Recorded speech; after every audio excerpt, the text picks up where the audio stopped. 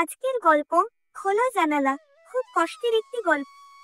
আমার গল্প ভালো না লাগলে আর কখনো শুনবেন না।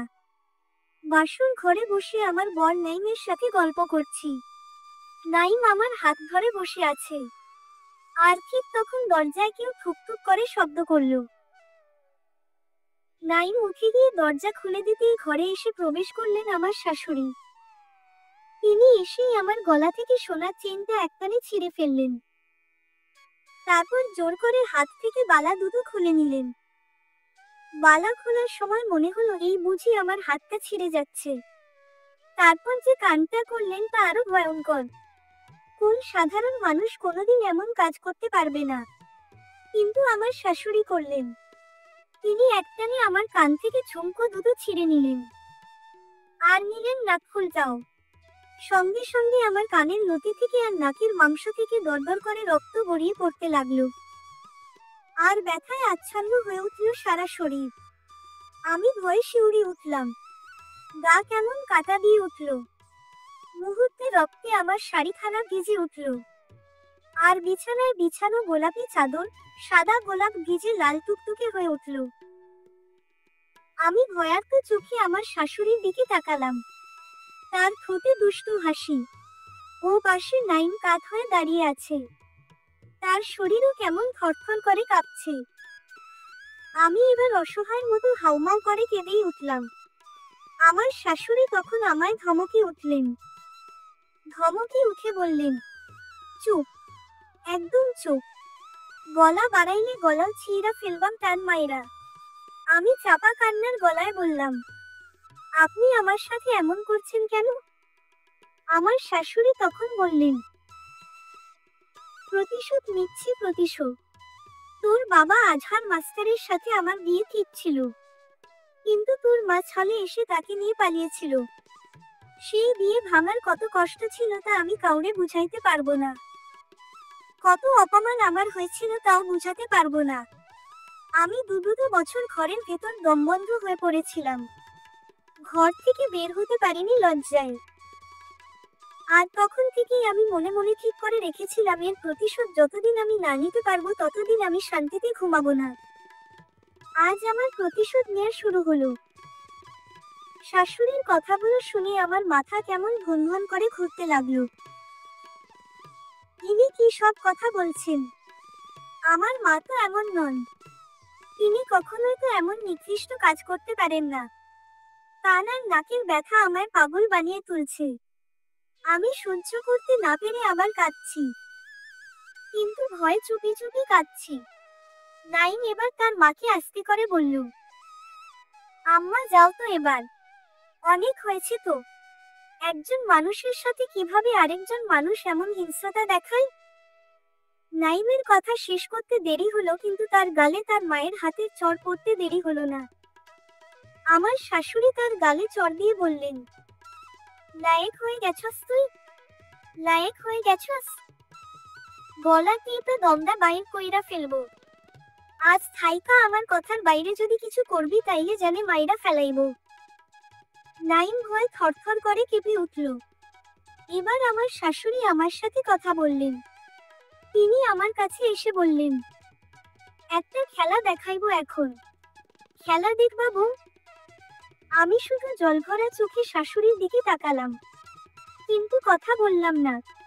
এবার আমার শাশুড়ি নাইমের দিকে তাকালেন। তারপর বললেন, নাইম, আমি যা বলবো এখন থাইকা তুমি কিন্তু আমার সাথে গলা মিলাইবা বাজান। আমার কথার বাইরে কিছু করলে তো জানোই। তারপর আমার শাশুড়ি এক অদ্ভুত কাণ্ড করলেন। তিনি চিৎকার করে ডাকতে লাগলেন আশেপাশের মানুষদেরকে, তোমরা কেউ আসলা না গো, আসলা না, আমার বউ পাগল হয়ে গেছে। কি সর্বনাশ করছে গো, দেখো আইসা তোমরা। নিজের নাক কান নিজেই ছিঁড়া ফেলছে। বাইরের মানুষদের ডাকতে ডাকতে তিনি তার হাতে থাকা চেইন বালা আর কানের ঝুমকো ছড়িয়ে ফেললেন মেঝেতে। এবার তিনি মেঝেতে বসে কান্না শুরু করলেন। একে একে তখন আত্মীয় স্বজন আর আশেপাশের ঘরের মানুষগুলো আসতে শুরু করলো। তিনি তখন কাঁদতে কাঁদতে মাথা চাপড়ে বলতে লাগলেন, কি সর্বনাশ করলো গো, আমার পোলারে পাগল বউ বছাইয়া দিল। আমার শাশুড়ির এসব কাণ্ড দেখে আমার বুক কেমন কেঁপে উঠল অজানা ভয়ের আশঙ্কায়। কেন জানি তখন আমার মনে হলো আমি ভীষণ বড় বিপদের মধ্যে পড়ে গেছি। এই বিপদ থেকে বাঁচা আমার জন্য খুব কঠিন হয়ে যাবে। আত্মীয় স্বজনরা একে একে আমার চারপাশ এসে ঘিরে ফেলল। একজন বৃদ্ধ মহিলা এসে আমার মুখের কাছে ঝুঁকে বলল, সর্বনাশ সর্বনাশ, বউয়ের চোখ দেখো কেমন টকটকা লাল, এর জিন আছে, কবিরাজ রাখো তাড়াতাড়ি, নাইলে বিপদ হইব। আরেকজন অল্প বয়সী মহিলা তার মুখটা কেমন করে বলে উঠল, আরে এইসব কিছু না, দেখেন গিয়া মায়ার নাগর আছে, নাগরের সাথে আগে ভাগেই ধলান্নি হয়ে গেছে, এখন জামাইয়ের হাতে ধরা পড়বার ভয় এমন করতেছে। এই কথাটা শুনে আমার মেজাজ সত্যি সত্যি খুব বিগড়ে গেল। আর আমি তখন ওই মহিলার দিকে তাকিয়ে বললাম, মুখ সামলে কথা বলুন বলছি। এই কথা বলতেই আমার শাশুড়ি ওখানে উপস্থিত সবাইকে বললেন, সবাই জলদি বাইর হইয়া যান, ঘর তালা দিয়া দেই, নাইলে কখন কি করে পাগলে আল্লাহ জানে। আমার শাশুড়ির কথায় সবাই তাড়াহুড়ো করে ঘর থেকে বের হয়ে গেল। আমার শাশুড়ি তখন নাইমকে বললেন, তুইও বাইর হইয়া যা এখান থাইকা। নাইম যেতে চাইল না, সে ঠিক দাঁড়িয়ে রইল। এবার আমার শাশুড়ি নাইমকে ধমকে উঠতেই নাইম ঘর থেকে বের হয়ে গেল। তারপর আমার শাশুড়ি সবার শেষে ঘর থেকে বেরিয়ে বাইরে থেকে দরজায় তালা লাগিয়ে দিলেন। ঘরের ভেতর থেকে আমি চিৎকার করে বললাম, প্লিজ দরজাটা বন্ধ কইরেন না, আল্লাহর দোহাই দরজাটা বন্ধ কইরেন না, আমি এইখানে একলা ভয়ে দম বন্ধ হয়ে মরে যাব। কিন্তু তিনি আমার অনুনয় শুনলেন না, দরজায় তালা আটকে দিয়ে চলে গেলেন। রাতে কাঁদতে কাঁদতে হঠাৎ করে ঘুমিয়ে গিয়েছিলাম। আর হঠাৎ করে বিছানার পাশে জানলায় খকখক শব্দ শুনে ঘুম থেকে উঠলাম প্রচন্ড ভয় নিয়ে। তারপর ভাবলাম কি করব আমি, ভয় লাগছিল প্রচন্ড। যদি জানলার কাছে নতুন ফাঁদ পেতে রাখে আমার শাশুড়ি, তাই জানলা না খুলে জড়সড় হয়ে বসে রইলাম খাটের উপর। এখনো নাক আর কান দুটো প্রচন্ড ব্যথা করছে, মনে হচ্ছে সেই ব্যথায় আমি পাগল হয়ে যাব। ঠিক এই সময় বাবা মার কথাও খুব মনে পড়ল। আমার বাবাকে আমি যতটুকু চিনি তিনি খুব সৎ এবং সাহসী পুরুষ।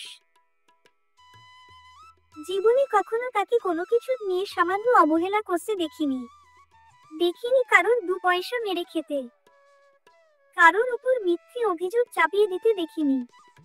বাবা কোনো সিদ্ধান্ত নিলে 100 বার ভেবে চিন্তে সিদ্ধান্ত নেন, এবং এই বিয়ের সিদ্ধান্তটাও তিনি খুব ভেবেচিন্তেই নিয়েছিলেন।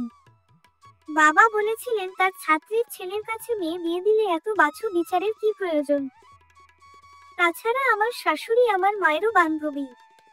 স্কুল জীবনে মার সাথে খুব ঘনিষ্ঠ সম্পর্ক ছিল আমার শাশুড়ির। তবে এটা সত্য আমার মা বাবার সাথে পালিয়ে গিয়েছিলেন এই জন্য যে বাবা স্কুল মাস্টার হলেও তার ধন সম্পদ কিংবা বংশ গৌরব অতটা উন্নত ছিল না। কিন্তু আমার নানা তৎকালীন সময়ের এলাকার প্রভাবশালী ব্যক্তিদের একজন ছিলেন, অগাধ ধন সম্পদের মালিকও ছিলেন তিনি। নানা বাবা মার প্রেমের সম্পর্ক মেনে নিতে পারেননি বলেই বাবা মা পালিয়েছিলেন, বিয়ে করেছিলেন বন্ধুর বাড়িতে গিয়ে। তারপর ফিরে এলে নানা মেনেও নিয়েছিলেন সেই বিয়ে। আমি এত কিছু জানলে ওই বিষয়টা কেন জানবো না যে আব্বার সাথে আমার শাশুড়ির বিয়ে ঠিক ছিল। জানলায় এখনো শব্দ হচ্ছে, বিরতিহীন, খক খক খক। ভাবলাম জানলাটা একবার খুলেই দেই। আমার কেন জানি মনে হচ্ছে এটা নাইম ছাড়া আর কেউ না। নাইমের প্রতি আমার প্রচন্ড রাগ আছে। এই রাগটা অন্তত ঝেড়ে নেওয়া যাবে এখন। আর কোনোভাবে এখান থেকে বাড়ি পর্যন্ত যেতে পারলে এদের প্রত্যেকটার নাকে বড়শি দিয়ে ঘুরিয়ে ছাড়বো। মনে প্রচন্ড সাহস নিয়ে জানলা খুলতেই দেখি সারা শরীরে চাদর আবৃত কেউ দাঁড়িয়ে আছে। দেখে আমার হৃৎপিণ্ড কেমন কেঁপে উঠল। এই গরমের সময় আবার চাদর পরে আসবে কে? এই এক নতুন ষড়যন্ত্র না তো? আমি তড়িঘড়ি করে জানলাটা লাগিয়ে দিতে চাইতেন, চাদরের ভেতর থেকে একটা হাত বেরিয়ে এসে খপ করে আমার হাতটা ধরে ফেলল। ভয় আমি চিৎকার করতে গিয়েও চিৎকার করতে পারলাম না, শুধু বড় বড় চোখে তাকালাম। আর তখন দেখি চাদরের ভেতর থেকে নাইমের মুখটা বেরিয়ে আসছে। আমি তখন শব্দ করেই বলে উঠলাম, হাতটা ছাড়ুন। হাত ধরেছেন কেন? নাইম ফিসফিস করে বলল, আস্তে, কেউ দেখে ফেললে সর্বনাশ হয়ে যাবে। কি দেখলে সর্বনাশ হয়ে যাবে? তোমার সাথে কথা বলতেছি এইটা। আম্মা জানে আমি এখন ঘুমিয়ে গেছি। কিছুক্ষণ আগে মিছিমিছি নাক ডেকে প্রমাণ করেছি যে আমি এখন ঘুমে বিঘ্ন। আমি ঘুমিয়ে গেছি এটা প্রমাণ হবার পর আম্মা ঘুমিয়ে গেছে। আমি আসার সময় দেখে এসেছি আম্মা নাক ডেকে ঘুমাচ্ছে। আমার ঘেন্না হচ্ছিল ওর প্রতি। আমি ভাবতেও পারছিলাম না একটা ছেলে কি করে এমন কাপুরুষ হয়। আমি তখন রাগের গলায় বললাম, আপনার মতন এমন কাপুরুষ আমি জীবনেও দেখি নাই। আপনি আমার হাত ছাড়ুন, যান এখান থেকে, নাইলে আপনার মুখের উপর আমি বমি করে দিব। আমি একটানে নাইমের হাত থেকে হাতটা ছাড়িয়ে নিলাম। নাইম তখন কাচুমাচু করে বলল, প্লিজ, তুমি আমায় ভুল বুঝো না। আমি আম্মাকে ম্যানেজ করে ফেলবো 1-2 দিনের ভেতর। আম্মা কোন কারণে তোমাদের উপর রাগ, সেই রাগ থাকবে না দেখো। আমি ওর কথা শুনে জানলার কপাটটা ঠাস করে লাগিয়ে দিতে চাইলাম, কিন্তু এর আগেই ঘরের দরজা খুলে ঘরের ভেতর ঢুকে গেল আমার শাশুড়ি। তার সাথে আরো একজন কম বয়সী মেয়ে। আমার শাশুড়ি এসেই আমার চুল টেনে ধরে বললেন, তার সাথে পীড়িত করস হারামজাদী। আমি আগেই সন্দেহ করছিলাম তোরে। ছি ছি ছি বলে আমার মুখের উপর তিনি একদলা খুশু ছিটিয়ে দিলেন। আমি তখন চিৎকার করে বললাম, আপনি এমন অসভ্যতামি করছেন কেন আমার সাথে? আমি আপনার ছেলের সাথে কথা বলছিলাম। নিজের স্বামীর সাথে কথা বলাও কি অপরাধ? আমার শাশুড়ি তখন বললেন, তুই বললেই হইল আমার ছেলের সাথে কথা বলছস। আমার ছেলে ঘরে। আমার ছেলে ঘরে ঘুমাচ্ছে। আমি তখন আঙ্গুল দিয়ে দেখিয়ে বললাম, ওই দেখুন, জানলার বাইরে দেখুন আপনার ছেলে দাঁড়িয়ে আছে। কিন্তু আমার শাশুড়ি যখন তাকালেন তখন দেখা গেল নাইম আর ওখানে নাই। আমার শাশুড়ি তখন রাগে অগ্নিশর্মা হয়ে আমার গালে ক্রমাগত চর বসিয়ে দিতে শুরু করলেন। আর ওই মেয়েটি বাড়ির সকলকে ডেকে তুলতে লাগলো এই বলে যে, আপনারা উঠেন, সবাই ঘুম থেকে উঠেন। উঠে দেখেন নতুন বউ তার প্রেমিকের সাথে দেখা করতে গিয়ে খালাম্মার হাতে ধরা খাইছে। সারা পাড়া জেনে গেল আমার সম্পর্কে। সবার মুখে এক কথায়, নাইমের বউ ভালো না, নাইমের বউ ভালো না। বাসর রাতে নিজের বর রেখে প্রেমিকের সাথে পালিয়ে যেতে গিয়ে ধরা পড়েছে নাইমের বউ। ছি ছি ছি। নাইম তার মার কাছে এসে বলল, আম্মা, তুমি বেশি বাড়াবাড়ি করতেছো। এইসব করে কিন্তু নিজের মান সম্মান নষ্ট করতেছো। আমার শাশুড়ি তখন রেগে মেগে আগুন হয়ে নাইমকে বললেন, লায়েক হয়ে গেছো তুমি। বউয়ের প্রতি ভালোবাসা জন্মে গেছে। যে মা তোমারে জন্ম দিছে তারে ভুইলা এখন বউয়ের সাফাই গাও। আমারে মান সম্মান শিখাও। নাইম এবার ধীরে সুস্থে তার মাকে বলল, আম্মা, তুমি প্রতিশোধের আগুনে কাণ্ড জ্ঞানহীন হয়ে পড়েছো। আর প্রতিশোধ তুমি কার থেকে নিচ্ছ? মীরার কি অপরাধ এখানে? ভুল করলে তার বাবা মা করেছে। সাহস এবং শক্তি থাকলে তার বাবা মাকে শাস্তি দাও, কথা শোনাও। নাইমের মা ছেলের এমন প্রতিবাদী কণ্ঠ শুনে খুব একটা অবাক হলেন না, বরং ঠোঁটের কোণে দুষ্টু এক চিলতে হাসি নিয়ে বললেন, জানাবো, ওর মাকে এক্ষুনি জানাবো। জানাবো? কেমন পতি তারা চিহ্ন তা মেয়ে জন্ম দিয়েছে সেই কথা। আমার কথা শোনার পর ওর মা গলায় দড়িও দিতে পারে লজ্জায়। নাইমের মায়ের কথাগুলো শুনে লজ্জায়, ঘৃণায়, দুঃখে আমার চোখ থেকে টপটপ করে জল গড়িয়ে পড়ছে। আমার প্রতিবাদ করার ইচ্ছে হলেও প্রতিবাদ করছি না। প্রতিবাদ করছি না এই জন্য যে আমি এখানে মুখ খুললেই এখানে জমায়েত লোকেরা আমাকেই বসবে। আমি যতই সত্য বলি তারা কখনো আমার সত্য তাদের কানে তুলবে না। কিন্তু নাইমের প্রতিবাদ আমার ভালো লাগছে। গতরাতে যে কাপুরুষ নাইমকে আমি দেখেছিলাম সেই নাইম আর এই নাইমের মধ্যে অনেক পার্থক্য। নাইম এবার তার মাকে বলল, তুমি মিথ্যে করে মীরাকে দোষছ। গতকাল আমি জানলা দিয়ে মীরার সাথে কথা বলছিলাম। নাইমের মা মুখ ভিঞ্চিয়ে বললেন, বললেই হলো। আমি দেখেছি তুই নাক ডেকে ঘুমাচ্ছিস। এখন বউকে বাঁচানোর জন্য মিথ্যে বলছিস। নাইম তখন শব্দ করে হেসে বলল, আম্মা, তুমি না মা। মা কি করে সন্তানকে এমন নিকৃষ্ট আদেশ নিষেধ করে? এই যে গতকাল আমার বাসর ছিল, সেই বাসরকে তুমি রক্তাক্ত করেছ। নিজের পুত্রবধূর নামে মিথ্যা কুৎসা রটাচ্ছ। পুত্রকে নিষেধ করেছ স্ত্রীর কাছে যেতে। তোমার কথা মেনেই আমি বাসর থেকে বেরিয়ে এসেছিলাম, কিন্তু আসার পর মনে হলো আমি ঠিক করিনি।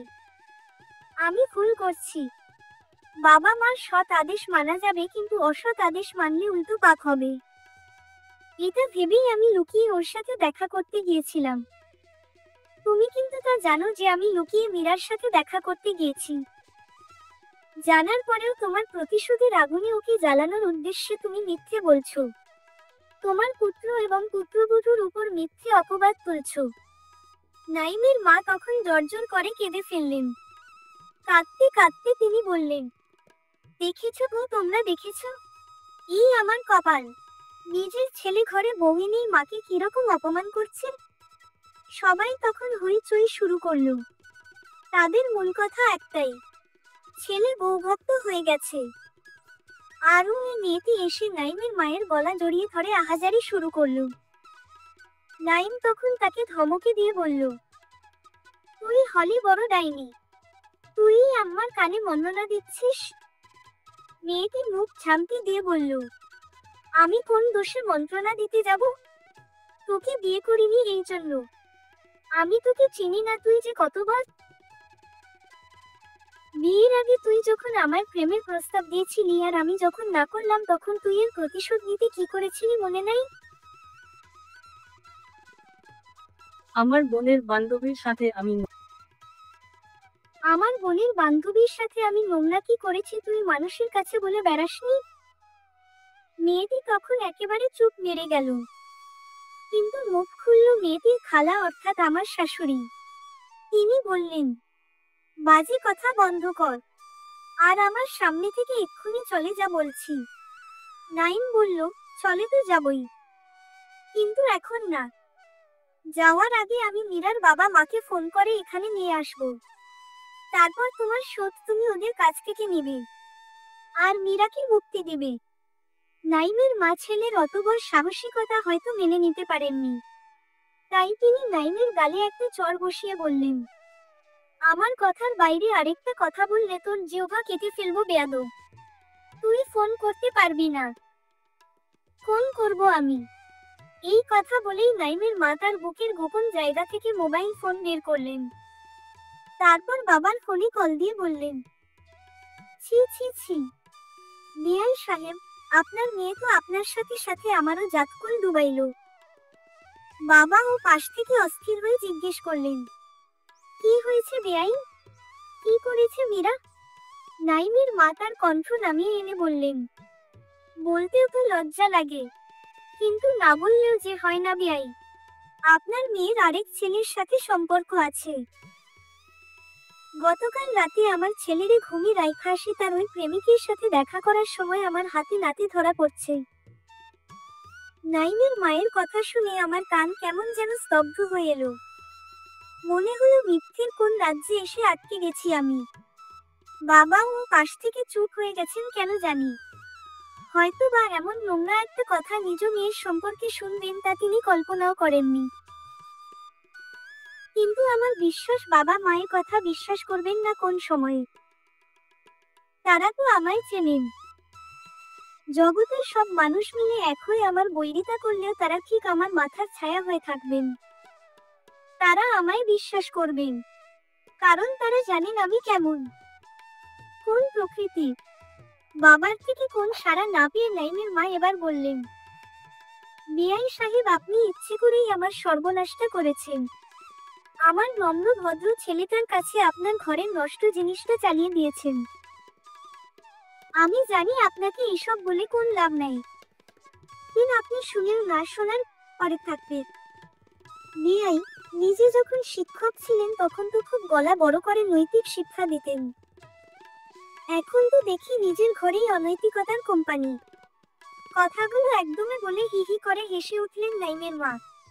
বাবা ও পাশ থেকে শুধু একটা লম্বা দীর্ঘশ্বাস ছাড়লেন, কিন্তু কথা বললেন না।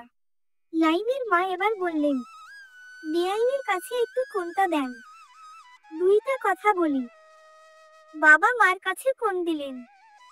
এবার নাইমের মা মাকে বললেন, বান্ধবী, বিরাট তো গর্ব করতা জামাই মিয়া। তোমার মাস্টার জামাই পবিত্র, তোমার সংসার পবিত্র।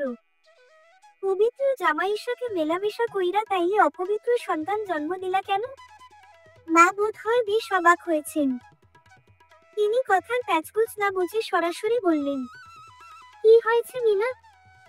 কোন সমস্যা হয়েছে? মীরা কোন বেয়াদবি করছে? না না, বেয়াদবি করে নাই। শুধু বাসর রাইতে নিজের জামাইরে ঘুমের ওষুধ খাইয়ে ঘুম পাতাইয়া রাইখা পুরান প্রেমিকের সাথে। কথাটা শেষ করতে পারলেন না নাইমের মা। তার আগেই নাইম তার মায়ের হাত থেকে ফোন কেড়ে নিয়ে এসে মাকে বলল, শুনুন, আমার মা আপনাদের কাছে সব সত্য বলেনি, বানিয়ে বলছে। আপনারা আজকেই আসুন প্লিজ, নয়তো সমস্যা হবে আপনাদের মেয়ের। ও পাশ থেকে মা আর কথা বলার সময় পাননি। তার আগেই নাইমের কাছ থেকে ফোন কেড়ে নিল তার মা। তারপর ওর কলার ঘরে টেনে বারান্দার বাইরে এনে উঠোনে ধাক্কা দিয়ে ফেলে দিয়ে বলল, যা, তুই এই বাড়ি থেকে বের হয়ে যা। আজ থেকে তুই আমার সন্তান না। যা, ভাগ। বউ মিয়া ভাগ। যাও যাও, তুমিও সাথে যাও। বাইর হও আমার ঘর ঠাইকা। নাইমের সাথে আমাকেও বাড়ি থেকে বের হয়ে যেতে বললেন তার মা। আমি বারান্দা থেকে যখন উঠোনে নেমে যেতে চাইলাম তখন নাইম এসে আমার হাত ধরে বলল, না, তুমি ঘর থেকে বের হবে না, আমিও বের হব না। এই ঘরটা আমার মায়ের নয়, আমার বাবার। মৃত্যুর পর বাবার সম্পত্তিতে তার সন্তানের অধিকার বেশি। আর যে মা অসৎ তাকে সত্যের পথে ফিরিয়ে আনা সন্তানের কর্তব্য। আমি সেই কর্তব্য পালন করব। আজ তোমার বাবা মা এখানে আসবেন, তারপর দেখব প্রতারক কে ছিল। তোমার বাবা যদি আমার মাকে একদিন ঠকিয়ে থাকেন এর জবাবদিহিতা তিনি এখানে করে যাবেন। আর আমার মা তার কাছে এই জবাবদিহিতা করবেন যে কোন অপরাধে তিনি তোমার উপর অত্যাচার করেছেন এবং তোমার চরিত্রে কেন কেরেক কাতরি লেপেছেন।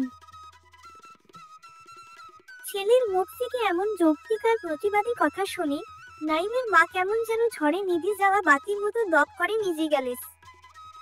বাবা মা এলেন বিকেল বেলায়। তাদের দেখে আমার কি যে কান্না পেল। শব্দ করে কেঁদে উঠে আমি দৌড়িচ্ছা আবার বুকের উপর ঝাঁপিয়ে পড়লাম।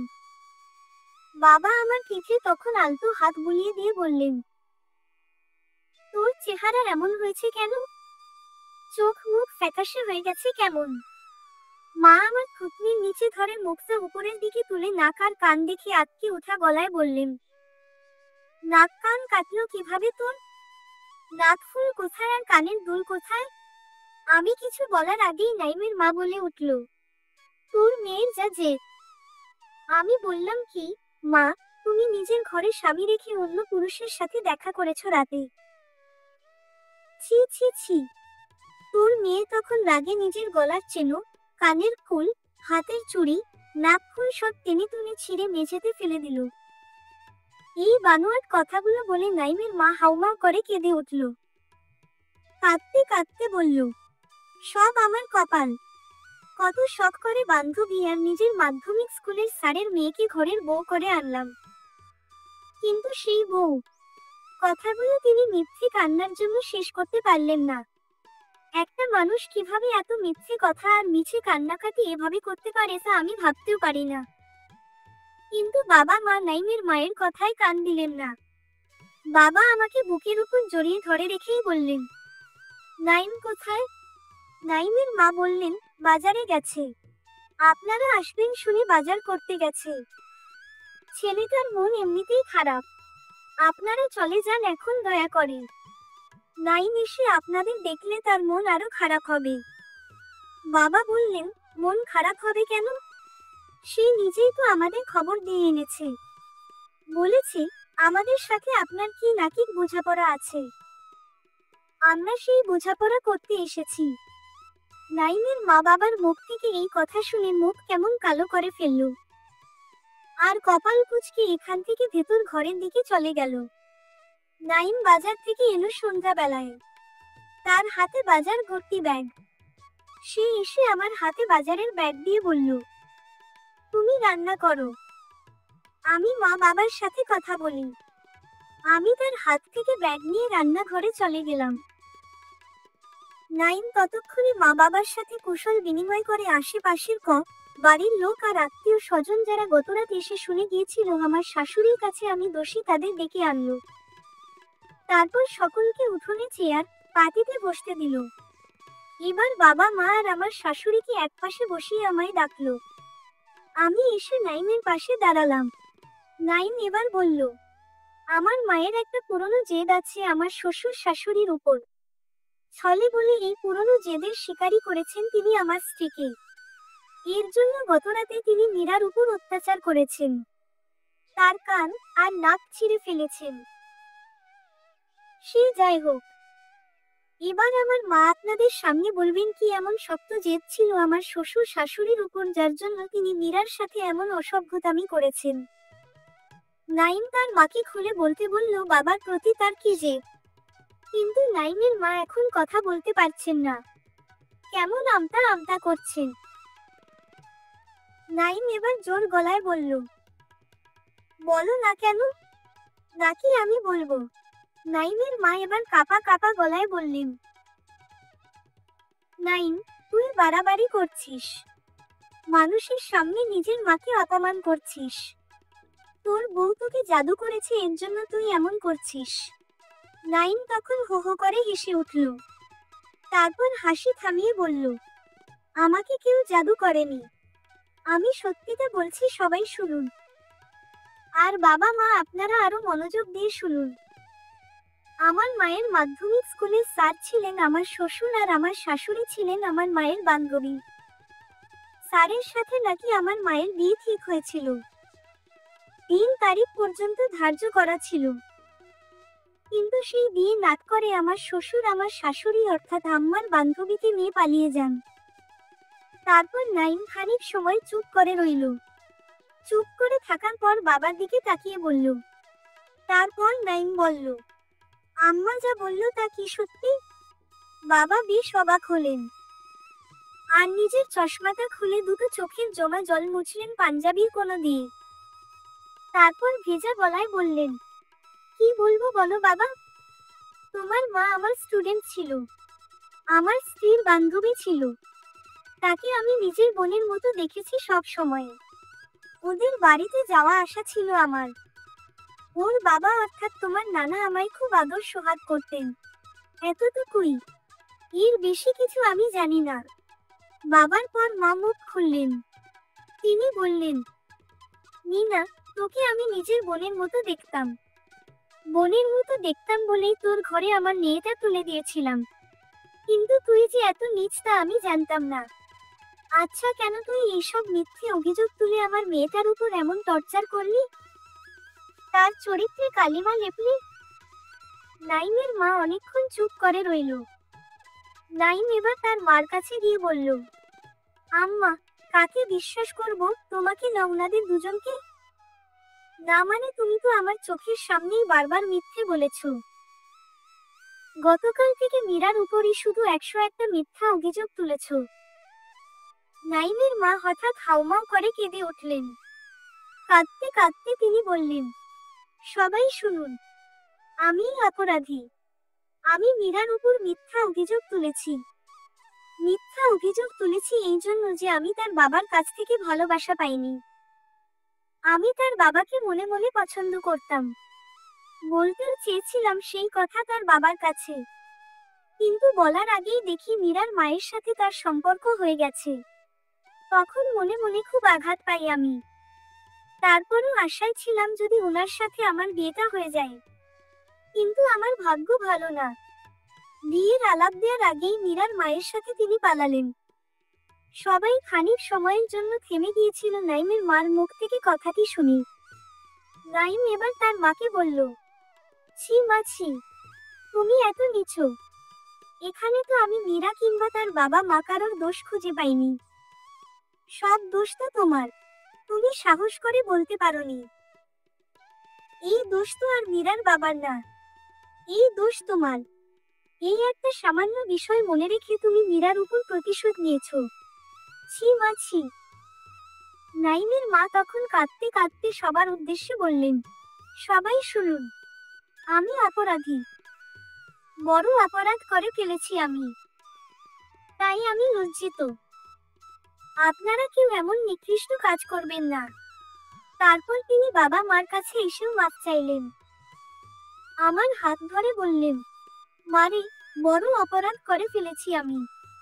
তোমার সাথে যে ব্যবহার করেছি আমি তার জানি কোন মাপ নেই। তবুও তোমার কাছে মাপ চাইছি আমি। কথাগুলো বলে জর্জর করে কেঁদে উঠলেন তিনি। আমি ভাবলাম, এখন তাকে মাপ করে দেয়া যায়। যে ভুল করে সঠিক পথে ফিরে আসতে চায় তাকে বাধা দিতে নেই। কিন্তু আমাকে কিছু বলার সুযোগ না দিয়েই নাইম বলল, যাও মীরা, ঘরে যাও, ব্যাগ গোছাও, আমরা আজ রাতেই ঢাকা চলে যাব। নাইম আবার সকল সমাবেত লোকেদের দিকে তাকিয়ে বলল, আমার মায়ের দিকে তাকিয়ে আপনারা দেখুন। কারোর প্রতি মিথ্যা অবিচার আর শত্রুতা পোষণ করে শেষ পর্যন্ত সফল হওয়া যায় না, বরং পরাজিতই হতে হয়।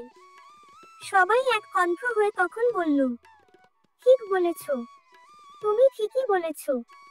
নাইমের সাথে ঢাকায় যেতে আমি নারাজ ছিলাম। আমার শাশুড়ির জন্য আমার খুব মন খারাপ লাগছিল। আমি নাইমকে বলেছিলাম, শুনুন, আমরা বাড়িতেই থাকি। আম্মা তো তার ভুল বুঝতে পেরেছেন। নাইম তখন আমার হাতটা শক্ত করে ধরে আমায় টেনে নিয়ে তার বুকের সাথে মিশিয়ে বলল, কারোর কাছে আসার জন্য মাঝে মধ্যে এমন কিছু করতে হয়। বাহানা করে হলেও একবার দূরে যেতে হয়। দূরে যাওয়া মানেই শুধু ছেড়ে যাওয়া নয়। দূরে যাওয়া মানে আবার ফিরে আসবো এমন একটি কথা উচ্চভাবে বলে যাওয়া।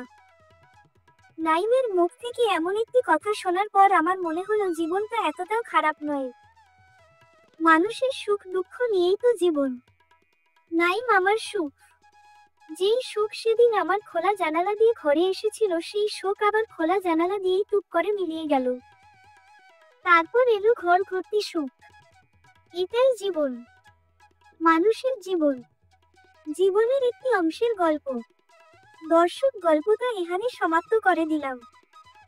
পরবর্তী ভিডিওর জন্য চ্যানেলটি সাবস্ক্রাইব করে পাশে থাকবেন। আল্লাহ হাফেজ। বন্ধুরা, নতুন নতুন ভিডিও পেতে লাইক কমেন্ট করে চ্যানেলটি সাবস্ক্রাইব করে পাশে থাকবেন। আল্লাহ হাফেজ।